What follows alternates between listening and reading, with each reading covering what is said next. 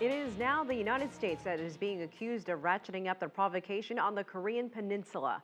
As part of the joint U.S.-South Korean military exercises, two B-2 stealth bombers have flown over the South. CCTV's Sean Callebs has been following the developments.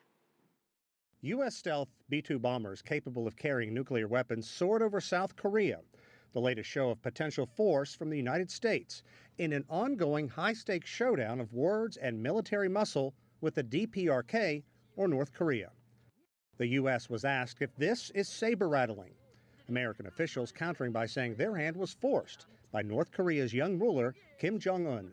And they're continuing to try to extend the length of their own weaponry. The long-range bombers took off from Whiteman Air Force Base in Missouri and flew across the Pacific close to 10,000 kilometers to reach the Korean Peninsula. When a country says the kinds of things that the DPRK is saying, you have to take it seriously and you have to take steps to ensure that when we say in response, we can and will defend our own nation and we can and will defend our allies. U.S. Defense Secretary Chuck Hagel says South Korea has, quote, unwavering support from the United States. Hagel, in a news conference from the Pentagon, saying the DPRK is acting in a belligerent fashion.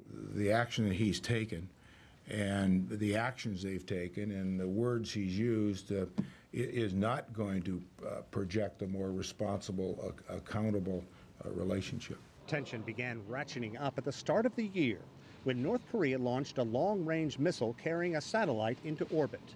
After a successful nuclear test, Pyongyang vowed to launch a nuclear strike against the United States. The U.S., meanwhile, has nearly 30,000 troops in South Korea and recently took part in military exercises with South Korean troops. The DPRK calls the drill threatening, a possible precursor to a North Korean invasion.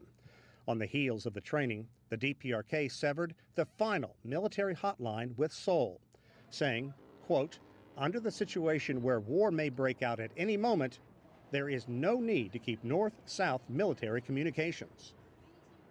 The ongoing military exercises, coupled with the fact the United States has sent two of its B-2 bombers on a 13,000-mile round-trip flight, have the attention of North Korea's leader.